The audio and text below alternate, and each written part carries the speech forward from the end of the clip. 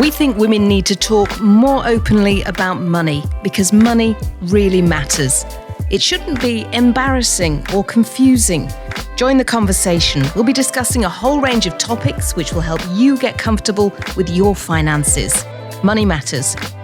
Brought to you by AJ Bell.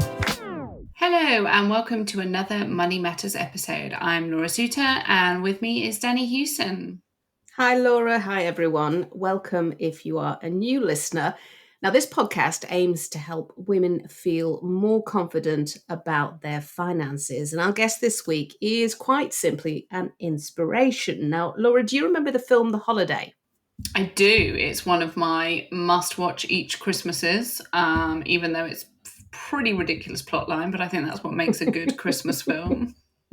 Yeah, I must admit, Christmas Eve for me, that is the day, gin and tonic and The Holiday. And I absolutely love it. Can't believe it is over 15 years old now. I mean, just incredible. But I watched the film and I thought, hey, great film. What lovely houses. As you say, a bit of a bonkers premise. But that was that for me.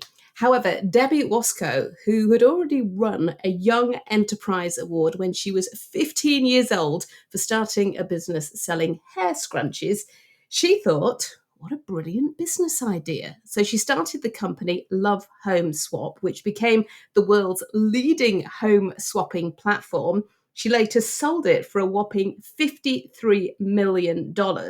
And then went on to become what is called an angel investor, a person or a group of people who give money to companies starting up in exchange for a stake in the company. And we wanted to talk to her because she's been a huge champion of female-founded businesses. And in March, she was appointed as co-chair of the government's Invest in Women task force. So their remit is to create a £250 million pot to help women entrepreneurs build their businesses. She had an incredible stat, and that is at the moment, just 2 pence of every £1 of equity funding here in the UK goes to female-founded businesses. And that's a number that's been fairly static for decades. So she's got a huge mountain to climb. So definitely keep listening for that interview. But before we get to Debbie, we wanted to do our one thing. So this is where we talk through the thing that everyone's been talking about and break it down into a jargon-free way and kind of explain why everyone's talking about it. And this week it felt like it had to be mortgages. So all of the news websites have been full of speculation about when the Bank of England is likely to bring interest rates down. But at the same time, there's been some very eye-opening figures released about the number of homeowners who are now going to have a mortgage that they'll still be paying off when they reach retirement age. Yeah, let's start with the Bank of England because we're recording this on Monday, and last week on the Thursday, we had the Bank of England making its May interest rate decision. And there had been at the start of the year lots of anticipation that by May we might start to see the first interest rate cut. But no, that didn't happen. Instead, the Bank of England held the base rate at a 16-year high of 5.25%, 5.25%. The sixth time that they have held that base rate steady. But there was a huge amount of interest in this particular decision because whilst we have seen the voting sort of change over the past couple of months, this time the vote was 7-2, with 2 people voting to cut. So each member of the Monetary Policy Committee have an independent vote. They get to decide whether or not to put rates up, to hold them firm, or to cut. And Andrew Bailey, who is the governor of the Bank of England, said that things are moving in the right direction. And although he was keen to point out that it is definitely not a fait accompli, his words, that there'll be a cut in June, in just a month's time, he also said that things are definitely moving in the right direction and definitely not been ruled out. Now, between now and then, there's quite a lot of data that the Bank of England is going to be looking at. So it's worth keeping an eye out because I'm sure the news websites, the newspapers, headlines be absolutely full of everything that relates. And inflation has to be the biggest one. Laura, you and I have been talking about the fact that we've had this cost of living crisis, inflation. I mean, it went over 11% at one point. It's now CPI, which is what we are talking about, Consumer Price Index, is at 3.2%. And the Bank of England's target is 2%. So we're edging closer. And the expectation is that we will reach that 2% mark in the not too distant future, which could then lead the bank to decide that it is time to cut interest rates. But they also look at wage growth. So we'll be keeping a really close eye on jobs figures. They'll be looking to see how tight the labour market is, which basically means how many vacancies there are available. And they'll also be looking as well at economic growth. And we know now that the UK is officially out of recession. It's been growing, and it's been growing at a faster click than a lot of people had thought, far more robust, which could actually be bad news in this scenario, because there's been a lot of talk of a Goldilocks scenario, Laura. And I think financial markets love to put these names on things, and basically is trying to find an economy that's not too hot, not too cold, that, inflation doesn't go too high, but GDP, gross domestic product, so how fast an economy is growing, that doesn't slow too much. And if you can keep it all sort of ticking along, then that is considered a Goldilocks scenario. And potentially we could see a rate cut, as I say, in June, and potentially we could see 3 rate cuts by the end of the year, which would take the base rate to 4.5%. But remember, the base rate was under 1% between March 2009 and May 2022. So for lots of people who've only had mortgages for 10 years or so, this is a brand new world.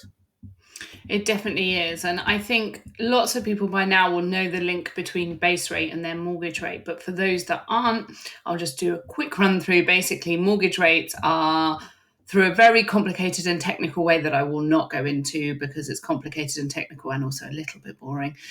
Mortgage rates are based on effectively what the base rate is, and the cost of borrowing in the kind of commercial markets, the cost that banks can borrow at impacts the price that they're willing to offer you a mortgage rate at. So as we know by now, higher a base rate from the Bank of England equals higher mortgage rates.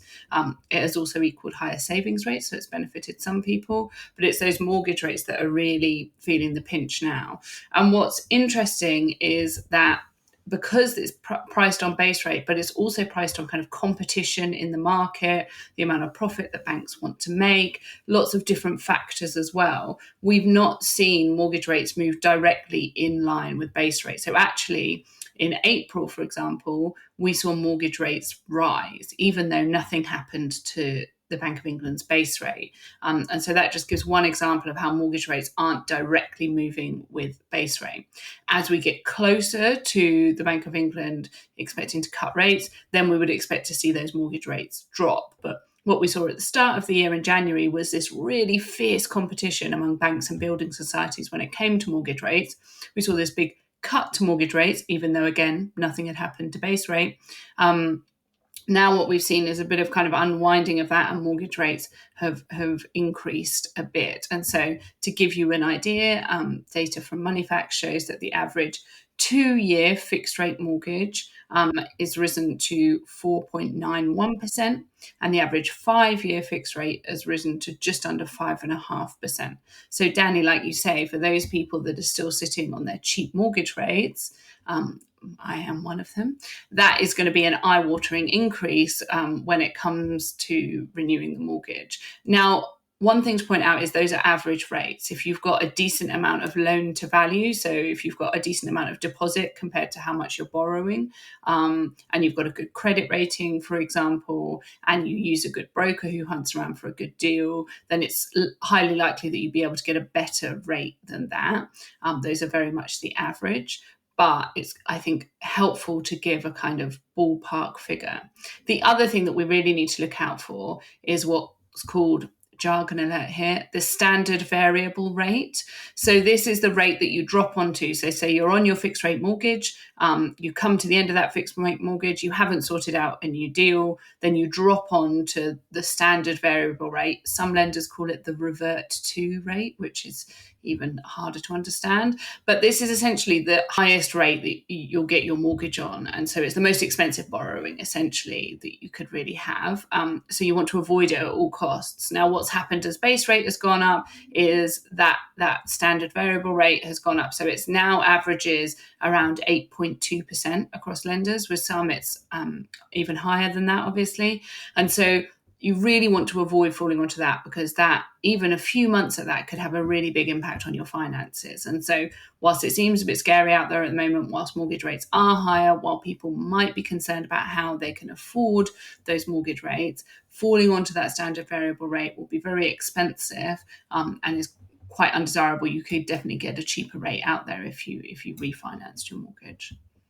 Yeah, I know lots of people have been really concerned about their fixed rates coming to an end. And one of the ways that people have been dealing with the increases in their mortgage payments, which for some people have been hundreds of pounds a month, one of the ways they've been dealing with it is to extend the term. So, if you've got a mortgage which you're paying off over 25 years, you might decide that you're going to extend that to maybe 30 years or even 40 years. So it just means that you're paying for longer. So your monthly payments go down to a much more manageable level for some people. In fact, I've heard lots of people saying that they've managed to end up paying the same amount that they had on those ultra low rates because they'd extended the term. But got to have a huge alert here, because it does mean that they will be paying an awful lot more interest to have that privilege over that period of time. And so Steve Webb, who is the former Lib Dem pensions minister, has done a bit of digging. He put in a Freedom of Information request to the Bank of England to take a look on how many households are extending the term out to the point where they're still going to be paying their mortgage after they reach the state pension age. And he found that more than 1 million households took on a mortgage term that will be paid off after they go over that age in the past 3 years.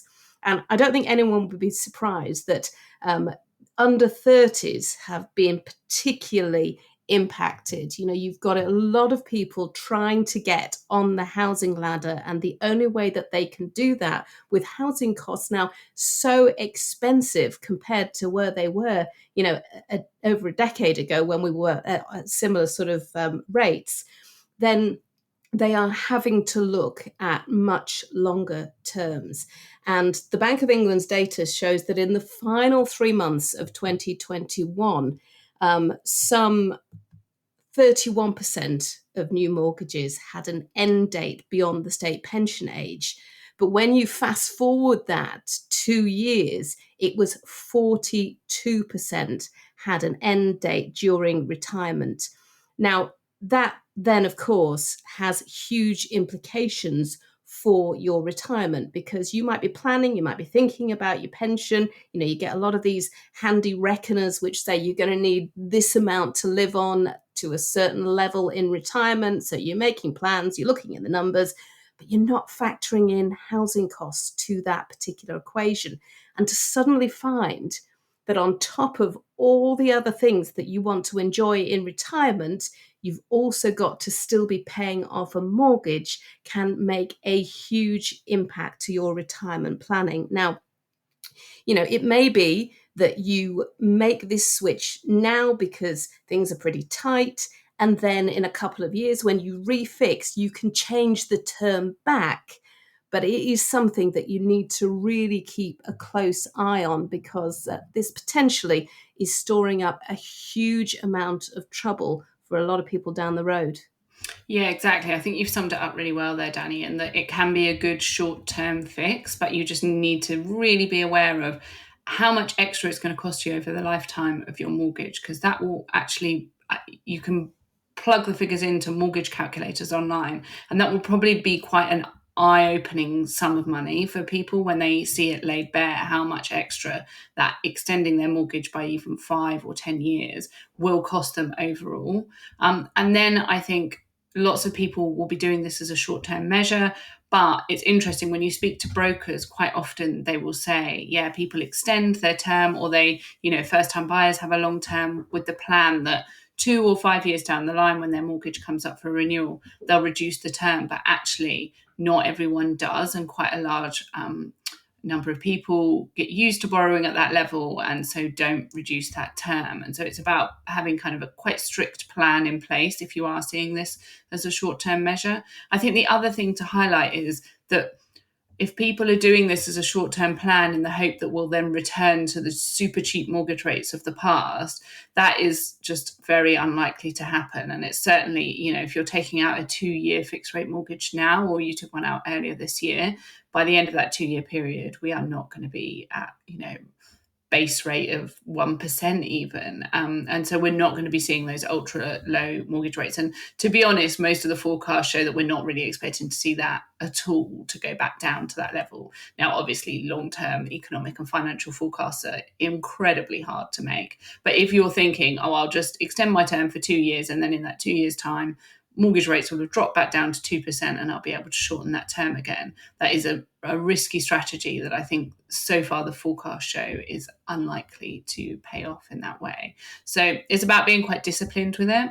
You've also got to think about the impact of paying that mortgage for longer is a big outgoing that you're going to have going out of your finances for a longer period, which is going to impact your ability to save for other things, and predominantly retirement. So, if previously you were going to be mortgage free at 55 and retire at 65, that means you would have had 10 years before retirement where you're not paying that mortgage off, and you can top up your pension, for example, or top up your savings so that you've got more money to live on in retirement, or potentially you could even retire earlier.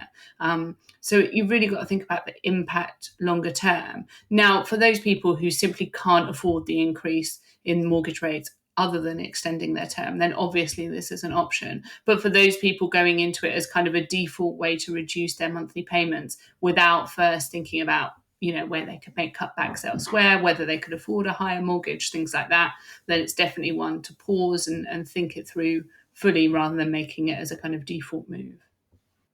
Yeah, I mean, the figure that the Bank of England was quoting in its last meeting was 3.75% by mid-2027. And I sort of latched onto that because I'm in the same position as you, Laura. I'm still on a fixed rate at this ultra low rate, and my fixed rate doesn't end until December 2025. So I've sort of been watching this, not just through quite smugly from the sidelines, I imagine. quite smugly, but also with the same kind of terror that most people are feeling when they're thinking about the end of their fixed rates, because it is likely that we're still going to be in a scenario where we're talking about over 4% for the base rate. So it is something that I'm having to factor in even now. And it is all about making sure that you are aware, that you're planning. But sometimes it's just not easy, because we do tend to spend what we have, don't we? I mean, I certainly do. I think about my household income, and every penny is accounted for. Even if that's with a few extra beers down the Power Bay. Well, yes. I think it's important to make sure that you budget those few extra beers in. Okay, let's move on to our brilliant guest. We gave her a bit of an introduction earlier, but Debbie Wosskow's mission to help more female-founded businesses get funding really struck a chord with us here at Money Matters, because we often talk about the gender pay gap and the gender investment gap. But the gender funding gap is something that we've not really touched on and is massively important. And that was laid bare by the Rose Review, which was carried out by Alison Rose, the former boss of NatWest. That review found that an extra £250 billion could be added to the UK economy if women matched men in receiving funding for new businesses. Some of the numbers are moving in the right direction, though. There's reason for positivity, because there's lots of brilliant women out there with brilliant ideas, but they are lacking the cash that they really need to get their business off the ground. So in March, the government's Invest in Women task force was created with the aim of amassing £250 million pot of cash, which will go towards funding those female startups. And that followed a U-turn by the government to plans that would have increased income thresholds for potentially risky investments to high net worth individuals, something that would have significantly reduced the number of female angel investors. So here's what Debbie had to say. For people that don't know you, Debbie, just talk us through your background, because you have been described as a serial entrepreneur, a serial successful entrepreneur. So let's talk about those businesses and how people might best know you. Firstly, thank you for having me. So my background is that I have had a 25-year-long entrepreneurial career. And I was 50 a few months ago and set up my first business when I was 25. And I've built and exited 3 businesses during that period of time. And I'm probably best known for a couple of them. One of which is Love Home Swap, inspired by the film The Holiday, which I grew and exited through a sale to Wyndham, the hotel group, and it became the biggest home exchange for holidays platform in the world. And then the last business, which I sold just over a year ago, was Albright, the members clubs and the digital platform for women's careers. So all of that looks very sort of rosy from the outside. And I have scaled businesses. I've raised capital from anyone who will have me, from angels through to venture, through to private equity, both here and globally. But obviously underneath the surface, there's been a lot of war stories, moments where I didn't think it would work. And now I have a range of different business interests. I'm executive chair of a business called The Better Menopause, where Anna Jones, my Albright co-founder, and I are the lead investors. And that's a really important business developing science-driven supplements for perimenopause and menopausal women. I'm on the board of Channel 4. And lots on top of that. And I'm also doing probably the most important role of my career, which is I'm the co-chair of the Invest in Women task force, which is set out to solve the systemic problem of women not raising capital in the UK, nor indeed investing capital, by creating the biggest funding pot in the world to fund female entrepreneurs, to make the UK the best place in the world to be a female founder. So it's never boring. It's sort of good, bad, and ugly in equal measure. But I think I am, if I'm a poster girl for anything, it's somebody who's done it, who's got the scars to prove it. And I think who demonstrates that you can do it, but it takes a village and you need the right people around you. I want to talk more about the task force, because obviously that's the reason that we've got you on this podcast. But you mentioned war stories there. What was it like when you were getting started? Because, as you say, you've got the scars. I mean, I suppose 2 things. And there's nothing like writing a book. And my book, Believe, Build, Become, is a woman's guide to supercharging her career that Anna and I co-authored just before the pandemic. And writing a book makes you reflect on why you do the things that you do. And I think for me, some of it, and a lot of it for women, is about exposure and role models. So I grew up in a very entrepreneurial Jewish immigrant family in the north of England, where I didn't know anybody who had a conventional job. Everybody I knew was an entrepreneur. They would never have used that word because it sounds quite grand, but they were business owners, even when the businesses were humble. And in particular, the women in my family ran businesses and ran the family. So I always say that I'm the latest in a long line and a continuation of profoundly difficult women. And I'm proud of that. And my grandmother, who died at 97, ran a chain of sweet shops and off licenses in the north of England because her husband had died, and she took on the businesses. And so my formative memories are of women working. In my grandmother's case, she was a notoriously awful driver, as am I, and never learned how to reverse her armored van that she used to, drive around collecting the money and dropping it off at the bank. So for me, the world of work when I entered it after university was very surprising, because I thought that women ran the world because they ran my family. And when I entered my first job, and I've only been sort of gainfully employed by anyone other than myself for 4 years of my career after graduating until I was 25, I was very surprised to learn that women didn't run the world of work. And I had always had in my DNA that you have to see it to be it, and a real sense of sort of stubborn determination. So when I was 25, I didn't know anything about anything much. I was also young looking and pretty, and I learned very fast how to get really good at asking men for money. And that's been a big part of my career success, which, if you think about it too hard, is a bit weird, right? You know, if you're going to raise capital as a female entrepreneur, that capital comes from men, because only 2% of all capital allocated in the UK goes to back a female founder. And that's remained flat for as long as anyone can remember. On the other side of the table, at a senior penholder level, 2% of partners in venture capital private equity are women, and a stat from a few weeks ago via Diversity VC shows that there are 23 women total in the UK who own any of the economics in any venture capital fund, right? It's just crap. So I suppose for me, throughout all of this, I'm so used to having been the only woman in the room that I sort of stopped noticing. But I firmly believe that great things happen when you meet amazing women who change your life. And my Albright business and that whole story over the 6 years that we did it was about a chance encounter with a woman, Anna Jones, who was the CEO of Hearst, is now the CEO of the Daily Telegraph, who's my partner in crime, if you like. And it was at an event that I nearly didn't go to. I'm one of those. So I think that we're stronger together. And that's a big reason to use my muscle and platform, in as much as I have one, and sort of tenacity and address book, to try and change something. You know, I've been very much brought up with the belief, if you can, you should, and stand for something, which I preach a lot to my children, much to their eye-rolling delight. And I think this is my mission. You know, it's what I have been about over the last 25 years. And as I enter my 50s, I think I've got a responsibility to try and change the ecosystem and the dynamic, and it's ripe for change.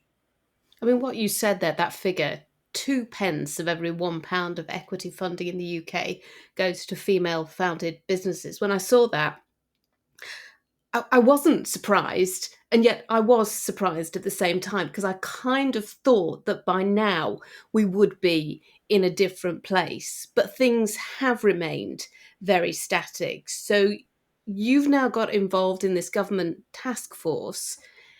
It's hoping to do what it says on the tin, get more money for female founders. How did you get involved, and what are you hoping to achieve? Well, I'm a politics nerd, really, and I've chaired a government review before in 2015, and there are funny things to do, but I did a pretty good job of that. So in that sense, I know how you can use something that's industry backed to get government support. So some of it's sort of tactics.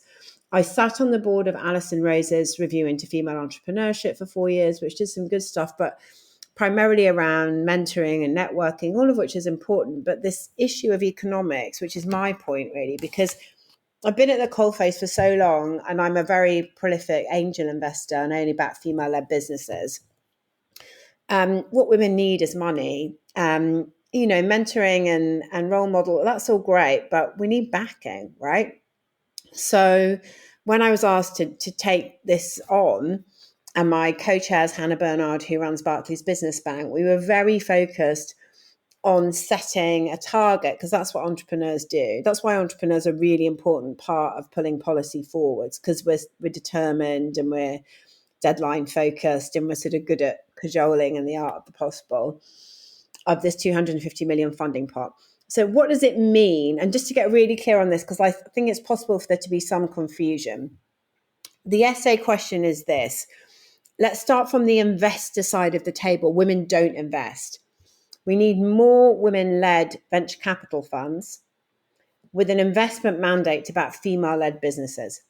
So this funding pot that I'm dragging everybody towards will be to back more female VCs with a mandate to back female entrepreneurs. And I say that very clearly because what I've had since I announced this with the Prime Minister is a lot of incoming, more than I can possibly handle, many of which is from high quality female founders looking for funding. I'm not going to be able to fund them directly, right? But the ecosystem shift, the once in a generation shift, is to create more female check writers with a mandate to back women, right? So the objective of this funding part, to get technical, is to create a fund of funds. The fund of funds mechanic will then back more female GPs, as they're known, general partners, venture capital funds, growth equity funds. Sitting adjacent to that, we're also looking at how we can encourage more women to angel invest. 2022 stat on female angel investors in the UK, 14%, last year 7%, right? So it's not surprising. The gender pay gap begets a gender savings gap, right? We just don't have as much money. So what can we do in this government-backed initiative to get British Business Bank to participate in backing more female venture capital funds alongside other investment banks, pension funds, and retail banks, which is the work Hannah and I are doing? And how can we encourage British Business Bank to ensure that when women are angel investing, their money is amplified through government commitments? At the small end of things, we're also looking at grants and low level of debt funding, and that is important. But the big solve for me is how you get women funded to scale businesses, because, by the way, albeit off a small sample size, women-led businesses deliver 35% better returns than male-led businesses. So for any investor, forgetting purpose for a second, it's just a great economic opportunity. But we really need to land that point through having an army of female investors in the UK, because I think two things happen in that case that creates genuine ecosystem. You get high quality female investors wanting to base themselves here, and you get high quality female entrepreneurs getting started or locating here. So I think I'm a proud Brit. I'm an immigrant, and I'm a proud Brit. And I think this country is bloody brilliant in loads of ways that enable people who are new in this country to create jobs, wealth, and economic upside by virtue of being here. And so I am proudly British, and I want us to be better at this stuff because we're not good at it, right? We're like near the bottom of any league table. It's not cool. So I think that by chairing the Investing Women Task Force, which is industry led but government backed, and I'm very conscious as well that I've got political air cover for this, and there's a political clock ticking currently. Although I think this is a very sort of cross-party friendly opportunity. So I am focused on having an announceable that creates this fund of funds before the summer. It's an incredible goal, and I think we speak to women about the gender pay gap, the gender wealth gap, the gender investing gap all the time. And there is becoming more of an awareness about it. And there is becoming more of an interest from women, particularly women of a certain generation. We've spoken a lot with Noon about queenagers who have pot of money that they are looking to do something with. So how can women get involved? Women need to angel invest, and they need to be aware of the tax breaks that exist in the UK to encourage individuals to angel invest in high growth businesses, SEIS and EIS. And without giving you an accountancy class, but what's critical to know is that they exist to offset your risk, right? And many more men are aware of this than women. So when I raise money for my businesses over the years, and even for the Better Menopause as a good example, which speaks to a female audience, it's really hard to raise money from women because they're just less aware of the fact that if you're investing in a startup that has SEIS, Seed Enterprise Investment Scheme clearance, you get 50% of your investment back as a tax relief. If the business goes bust, you're 90% covered on your stake, right? So there's a massive education point. And also, you don't need to be Warren Buffett to invest, right? You can invest £1,000. So I think that's a big part of the thing that's my cri de coeur, if you like, which is female economic independence. When I was 8, my grandmother told me that you always need to have some money in a secret bank account that your husband doesn't know about, which is the sort of profound thing to say to an 8-year-old girl, and tells you a lot about my grandmother. But she's sort of right in the sense that my mantra is women need to get rich, they need to talk about money, and they need to deploy their money in backing other women. But you can angel invest in backing other women and backing female-led businesses that excite you in a really tax-efficient way that is de-risked. And we need to educate women about that. Because if I look at my Albright business or any of my businesses, there were lots of male syndicates of like accountants and lawyers and investment bankers investing. There isn't a female equivalent. So, we need to bang the drum. We need to educate ourselves. Women do great work together, right? That tends to be how we like to do things.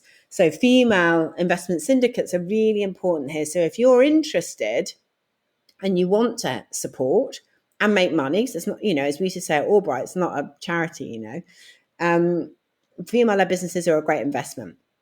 Then I think find angel syndicates who are either mixed or all female, if that appeals, near to you, and connect with them, because it's an exciting series of conversations to be part of, and it's a way to be part of a changing conversation around female economic empowerment.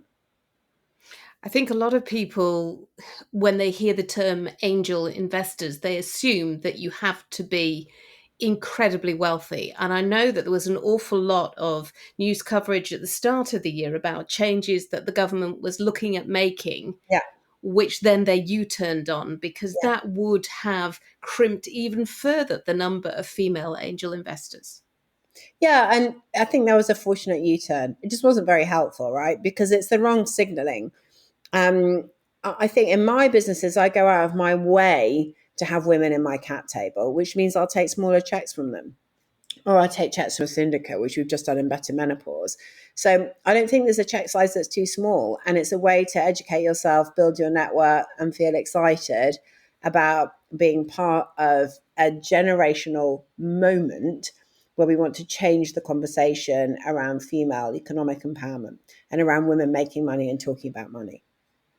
I mean, you've said you've obviously been inundated with people coming to you and saying, okay, support my business. You can't support everyone's business. But if there is a woman listening to this who's got a company, wants to scale up, what advice do you have for them? I think really understand what it is you need and ask for it, and get yourself networked so that you can. Typically one of the reasons at that very early stage level that women don't raise capital is their networks are not as strong as men. That's why we co-founded Albright. Whereas I think it tends to be easier for men to raise that early stage angel investment. So I think get your pitch deck together, figure out what you need, and get yourself networked to ask for it. There are some great all-female syndicates out there, like the Wits End Syndicate or Alma Angels, Angel Academy. They're all very, very receptive to women-led businesses that are raising capital. Albright, which I sold the business, but we ran female founders pitch days every month and continue to do so as far as I'm aware. So figure out where to land it, but really understand your economics, really understand what you need, and be prepared to ask for it. You said with this particular task force that you're standing on the shoulders of giants. Do you feel confident that things are changing? I feel confident that I'm going to deliver on what I've said I'm going to deliver, because that's how I roll. And if I can and will and drag everyone with me, that is unprecedented. I need my head looking at, but it's killing me, but it's unprecedented. So when I talk about the biggest funding pot in the world, it's about female entrepreneurs. That's not easy. And I think the double act of Hannah and I is uniquely positioned to be able to make that happen. Bear in mind, we've been commissioned and supported by the Prime Minister, the Secretary of State for Business, and the Chancellor of the Exchequer. So we've got about as much air cover as we need. We now need to make it happen, and we're really on track to do that. So I don't think anybody set out to solve a problem in this way before, and I'm not sure that they would have done, because it's a peculiar combination of having been at the coalface of raising money for so long, with a big enough address book and probably profile to shout about it, and the ability to have that government support, which is cross-party, to try and make this happen. So I'm confident that we will make it happen, because otherwise I wouldn't have set out to do it. I would hope that we could do more, right? Because I think that what I'm also confident about is that these female investors are going to build great funds that deliver great returns, and great returns beget more capital. So I think it takes a moment like this, because as we said, that number has been flat for so long that I think business as usual just isn't going to change it. Look, it's been brilliant to talk to you. Thank you so much. Debbie Wosskow there, who is co-chair of the government's Invest in Women task force and an angel investor. Now, there's plenty of information out there if you're interested in and have the capacity, obviously, to become an angel investor, or if you're looking for an entrepreneur looking for investment. But as with everything, make sure you do your own research and consider all of the risks before making any decisions. Now to my favourite bit of the podcast, Danni. Did Debbie have a financial confession for us? She did have a financial confession, and she was incredibly well spoken when she delivered it. Well, my financial business confession, and I always talk about this, and I want people to understand this, because it is this point that everything looks glossy and perfect from the outside. But I think being clear on what a founder's journey is like, and my Love Home Swap business, which was this big glossy exit, there was a day, probably 18 months into the business, where we had £1,000 in the bank account with payroll to pay, right? And the reason I flag that is it's really hard, this stuff, and cash flow is king, and you learn a lot on the way. And I think, and it's something I talk about in the book, that I use this sort of 3G mantra a lot, that the three things I look for and the three things I think you need are graft, grace, and grit. Graft, because it's just really hard work. Grace, because that's the thing I find the hardest and I've got better at, is grace under pressure, because you shouldn't burn a bridge and it's important to be gracious. Grace is the name of my daughter. But grit's the thing, right? It really is. And you aren't born with it. It's a muscle.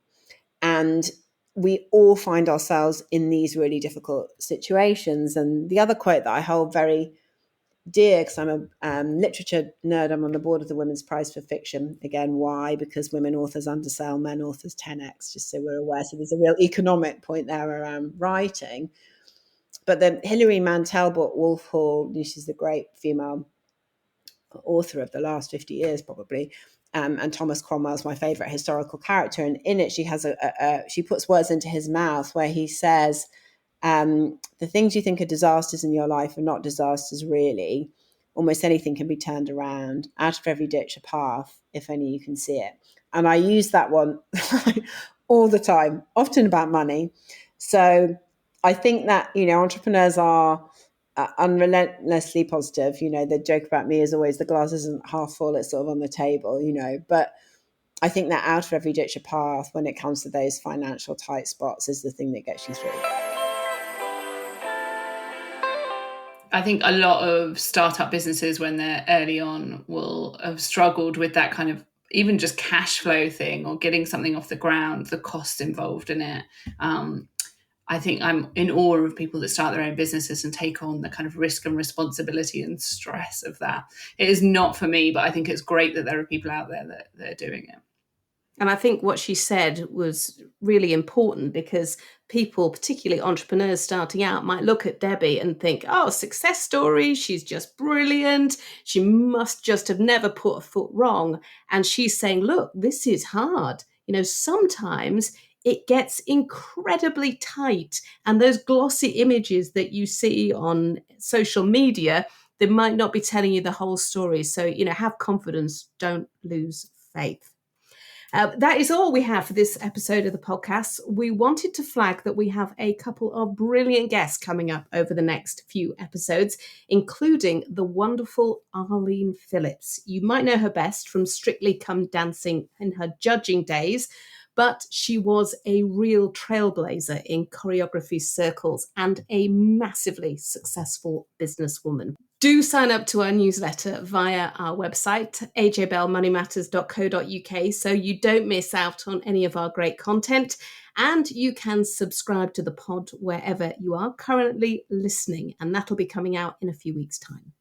Has another special guest, a globally recognised figure who's working to get more women into leadership roles. So we'll let you know more about that on our social media channels in the next week or so.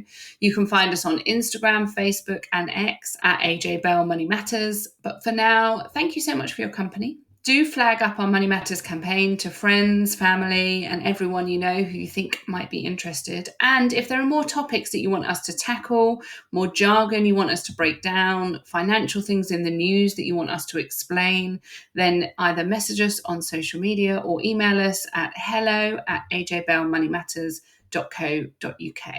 Until next time, thanks a lot for listening. Before you go, please remember this podcast is for educational purposes, and the views expressed don't necessarily reflect those of AJ Bell. The podcast isn't telling you if a certain investment is suitable or not. Don't forget that the value of investments can change, and you can lose money as well as make it. It's also important to remember that how you're taxed will depend on your individual circumstances, and rules can change. The way an investment performed in the past may not be the same as how it behaves in the future. If you want help, go see a qualified financial advisor.